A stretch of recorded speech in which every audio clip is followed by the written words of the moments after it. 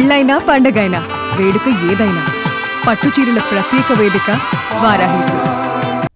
పాకిస్తాన్కు UAE big shock ఇచ్చింది.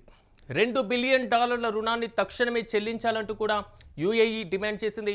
April 17 వరకు గడువు విధిస్తూ అల్టిమేటం జారీ చేసింది.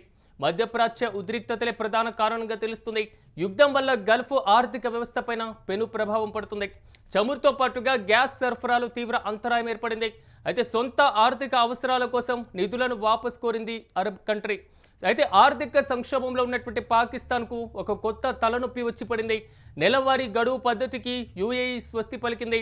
యూఏఈ డిమాండ్తో పాకిస్తాన్ విదేశీ మారక నిల్వలకు భారీగా దెబ్బపడేటువంటి అవకాశం అయితే చాలా స్పష్టంగా కనబడుతుంది. యూఏఈ నిర్ణయంతో మాత్రం దిక్కు తోచని స్థితిలో కనబడుతుంది పాకిస్తాన్ ప్రభుత్వం.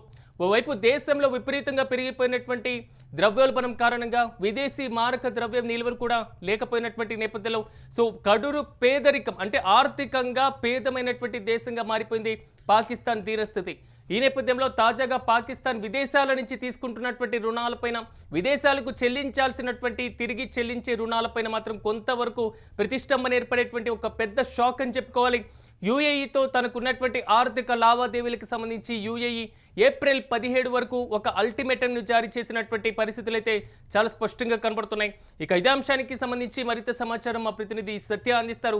సత్య, చెప్పండి, పాకిస్తాన్కు ఒక పెద్ద షాక్ అనే చెప్పుకోవాలి. ఒకవైపు దేశంలో ఆర్థిక పరమైనటువంటి ఇబ్బందులు ఎదుర్కొంటున్న నేపథ్యంలో యూఏఈ పరంగా మరో పెద్ద షాక్ వచ్చి పడినటువంటి పరిస్థితి. అసలు ఈ సిచ్యువేషన్ ఎలా చూడాలంటారు? దీనికి సంబంధించిన పూర్తి అప్డేట్స్ ఏంటి? ప్రస్తుతం పాకిస్తాన్ ఉన్నటువంటి సిచ్యువేషన్ లో ఏదైతే ఈ ఇజ్రాయిల్, అమెరికా, ఇరాన్ చేస్తున్నటువంటి యుద్ధంలో భాగంగా ఇప్పటికే అంటే ఆర్థికంగా చాలా నష్టపోయింది. అక్కడ పాకిస్తాన్ ప్రజలు మొత్తం కూడా కొట్టుమిట్టాడుతున్న పరిస్థితి కనబడతా ఉంది. పెట్రోల్ ధర దాదాపు 500-600లకు చేరువలో ఉన్న పరిస్థితి కనబడతా ఉంది. తీవ్ర ఇబ్బందులు పడతా ఉన్నారు. అంటే ఫుడ్ దొరకట్లేదు, సరైన వనరులు దొరకట్లేదు, సరైన సౌకర్యం లేదు అక్కడ పాకిస్తాన్ ప్రజలకు. ఈ సమయంలో యూఏఈకి సంబంధించినటువంటి ప్రభుత్వం యునైటెడ్ అరబ్ ఎమిరేట్స్ కు సంబంధించి యూఏఈ ఏదైతే దేశం ఉందో వాళ్ళు గతంలో ఇచ్చినటువంటి 2019లో ఇచ్చినటువంటి ఈ $2 బిలియన్ $2 బిలియన్ అంటే మన కరెన్సీలో 16,600 కోట్లు. ఈ రుణాన్ని మీరు ఏప్రిల్ లోపు మాకు ఇవ్వాలంటూ కూడా వాళ్ళు మరి కోరడం జరిగింది. దానికి సంబంధించి ప్రస్తుతం ఉన్న సిచ్యువేషన్ లో ఈ పాకిస్తాన్ ఇప్పుడు ఈ డబ్బులు చెల్లించాలి అనేది చాలా కష్టం అవుతున్న పరిస్థితి కనబడుతూ ఉంది. వాళ్ళు కొంత షెడ్యూల్ ను కూడా ఇచ్చారు. యుఏఈ డిమాండ్ కూడా పాకిస్తాన్ ప్రభుత్వం మొత్తం అంటే ఆ ఇంట్రెస్ట్ తో సహా $3.5 బిలియన్ బకాయిని మరి ఏప్రిల్ లోపు చెల్లించాలి అంటూ కూడా చెప్పారు. దాంట్లో మీరు విడతల వారీగా అంటే 3 విడతల వారీగా చెల్లించవచ్చు, మాకు ఉన్నటువంటి ఇబ్బందుల ప్రకారం మేము అడుగుతున్నాము అంటూ కూడా వాళ్ళు చెప్తున్నారు. ఏప్రిల్ 11న $450 మిలియన్, అలాగే ఏప్రిల్ 17న $2 బిలియన్, అలాగే ఏప్రిల్ 23న $1 బిలియన్ మీరు ఈ 3 విడతల వారీగా కూడా మాకు ఇచ్చేటువంటి ఏదైతే అమౌంట్ ఉందో ఆ మొత్తం కూడా ఆ డబ్బును మాకు ఇస్తే మేము కొంత ఇబ్బందుల్లో ఉన్నాం కాబట్టి మరి ఆ ఇబ్బంది నుంచి మేము గట్టెక్తామంటూ కూడా మరి గల్ఫ్ దేశాలు చెప్తున్న పరిస్థితి కనబడుతోంది. యూఏఈ చెప్తున్న పరిస్థితి కనబడుతోంది. అంటే ఇప్పుడు ప్రస్తుతం ఏదైతే ఈ మధ్యప్రాచ్యంలో ఇరాన్, ఇజ్రాయెల్ మధ్య నెలకొన్నటువంటి ఉద్రిక్తల వల్ల గల్ఫ్ దేశాల ఆర్థిక వ్యవస్థపై ఒత్తిడి పెరిగింది కాబట్టి సొంత ఆర్థిక అవసరాల కోసం మరి దీన్ని అడుగుతున్న పరిస్థితి కనబడుతుంది. కాకపోతే ఇక్కడ ఒక రకంగా అంటే పైకి కనబడుతున్నటువంటి రీజన్ అయితే చాలా స్పష్టంగా కనబడుతుంది. కానీ తెర వెనుక ఇరాన్ కి ఇంతకాలం సపోర్ట్ చేసినటువంటి పాకిస్తాన్ కు ఇప్పుడు దెబ్బ కొట్టకపోతే మాత్రం భవిష్యత్తు కూడా ఒక కారణంగా మారొచ్చు, ఇబ్బందులు తప్పకుండా ఉండే అవకాశం ఉంటుంది అని గల్ఫ్ దేశాలు భావించాయి అనుకోవచ్చా? అలా ఉంటుంది సిచ్యువేషన్. డెఫినెట్ గా ఇప్పుడు అంటే పాకిస్తాన్, ఇరాన్ కొంత ఏంటి అంటే ఈ ముస్లిం దేశానికి సంబంధించి మధ్యవర్తిత్వం వహించారు తప్ప ఇటు ఇరాన్ కి పాకిస్తాన్ ఎలాంటి హెల్ప్ చేయలేదు అనేది ఖచ్చితంగా అన్ని దేశాలకు తెలిసిన విషయమే. ఆ దేశానికే సరైనటువంటి ఏది కూడా లేదు, వేరే దేశానికి హెల్ప్ చేసేంత సిచ్యువేషన్ ఆ దేశానికి లేదు అనేది ప్రపంచ దేశాలకన్నిటికీ కూడా జస్ట్ ఎందుకంటే ముస్లిం దేశం, ఇక్కడ కూడా ఒక ముస్లిం దేశం, ఇరాన్ కూడా ఒక ముస్లిం దేశం కాబట్టి ఈ మధ్యవర్తిత్వం ఎందుకంటే అమెరికా తోటి అత్యంత సన్నిహితంగా ఉన్నటువంటి దేశాల్లో ఒకటి అంటే అమెరికా ఖచ్చితంగా నమ్మేటువంటి వాళ్ళు ఎవరైనా ఉన్నారు అంటే అది పాకిస్తాన్ నమ్ముతుంది కాబట్టి, సో పాకిస్తాన్ త్రూ ఇటు ఇరాన్ అటు ట్రంప్ పాకిస్తాన్ కి చెప్పడం ఏదైనా సందేశం ఉంటే ఆ సందేశాన్ని ఇరాన్ కి నేరుగా చేరవేయడం పాకిస్తాన్ చేసింది. ఈ మధ్య కాలంలో ఇరాన్ వాళ్ళు కూడా మీరు మాకు మధ్యవర్తిత్వం వహించొద్దు అంటూ కూడా వాళ్ళు ఓపెన్ గా చెప్పిన పరిస్థితి కనబడతా ఉంది. సో ఇప్పుడు ప్రస్తుతం వాళ్ళకు ఉన్నటువంటి సిచ్యువేషన్ లో అంటే ఇటు గల్ఫ్ దేశాలకు సంబంధించి కూడా, ఎందుకంటే ఇరాన్ పెద్ద ఎత్తున దాడి చేసింది, వాళ్ళ ఆర్థిక వ్యవస్థ గల్ఫ్ దేశాలు అన్ని కూడా అతలాకుతలం అయిపోయినాయి కాబట్టి సో వీళ్ళు రిటర్న్ అడగడంలో తప్పులేదు. కానీ ఇక్కడ వీళ్ళ సిచ్యువేషన్ చాలా దయనీయమైనటువంటి పరిస్థితిలో ఉంది. ఇప్పటికే ఆహారం లేక అలమటిస్తున్నారు పాక్ ప్రజలు.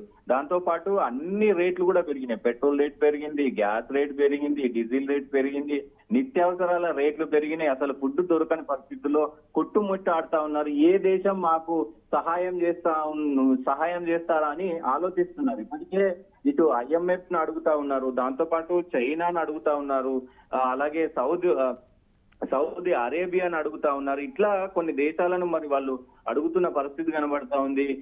మరి ఇటు అంటే చైనానైతే పెద్ద ఎత్తున వాళ్ళు ప్రపోజల్ పెట్టినట్టు తెలుస్తా ఉంది. అతిపెద్ద అంటే వాళ్లకు పెద్ద ఎత్తున రుణాలు ఇచ్చేది ఎవరైనా ఉన్నారంటే అది చైనా.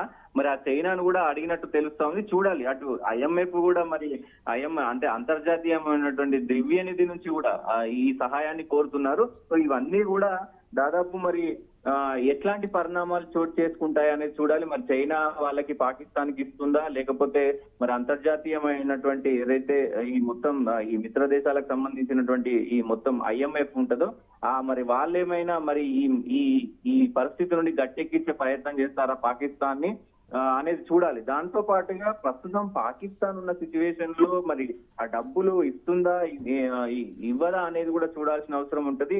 UAE కూడా ఇక్కడ గతంలో 3% వడ్డీ రేట్ ఉండదు, ఇప్పుడు దాన్ని 6.5కి పెంచింది. సో ఇప్పుడు అంటే ఇప్పుడు ఈ డేట్ లోపు కట్టకపోతే గనక మరి 6.5కి వెళ్ళిపోయే అవకాశం ఉంది. సో ఇంట్రెస్ట్ కూడా భారీ ఎత్తున పెరిగే అవకాశాలు ఉంటాయి కాబట్టి చూడాలి మరి పాకిస్తాన్ దీన్ని ఎట్లా ఎదుర్కొంటుంది ఏంటి అనేది కూడా చూడాల్సిన అవసరం అయితే ఉంటుంది sir. Right Satya, thank you. మొత్తం మీద పాకిస్తాన్కు UAE బిగ్ షాక్ ఇచ్చింది. $2 బిలియన్ రుణాన్ని తక్షణమే చెల్లించాలంటూ కూడా UAE డిమాండ్ చేస్తుంది. ఏప్రిల్ 17 వరకు దీనికి సంబంధించి అల్టిమేటం కూడా జారీ చేసింది, గడువు విధిస్తూ. సో ప్రధానంగా మధ్యప్రాచ్య ఉద్రిక్తతలే దీనికి ప్రధాన కారణంగా తెలుస్తుంది. యుద్ధం వల్ల గల్ఫ్ ఆర్థిక వ్యవస్థపైన మరి ముఖ్యంగా పెను ప్రభావం పడిన విషయం తెలిసిందే. ప్రధానంగా చమురుతో పాటుగా గ్యాస్ సరఫరాలు తీవ్ర అంతరాయం ఏర్పడినటువంటి పరిస్థితి. సో సొంత ఆర్థిక అవసరాల కోసం నిధులను వాపస్ కోరుతుంది అరబ్ కంట్రీ. కానీ ఆర్థిక సంక్షోభంలో ఉన్నటువంటి పాకిస్తాన్కు ఒక కొత్త తలనొప్పిగా మారింది. నెలవారీ గడువు పద్ధతికి కూడా UAE స్వస్తి పలికినటువంటి నేపథ్యంలో ఇప్పుడున్నటువంటి సిచ్యువేషన్లో విదేశీ మారక నిల్వలు భారీ దెబ్బపడేటువంటి అవకాశం కూడా ఉంది. కాబట్టి సో పాకిస్తాన్కు ఉన్నటువంటి ఆర్థిక వ్యవస్థను బేరీజు వేసుకున్న తర్వాత $2 బిలియన్ ఇప్పటికిప్పుడు చెల్లించేటువంటి సో స్థాయిలో పాకిస్తాన్ ఉందా అనేటువంటి ప్రశ్నలు మాత్రం బలంగా వినపడుతుంది. ఏదైనా ఇతర తనకి సపోర్ట్ చేసేటువంటి కంట్రీస్ సహాయం తీసుకుంటుందా అనేటువంటి వాదన కూడా బలంగా వినపడుతుంది.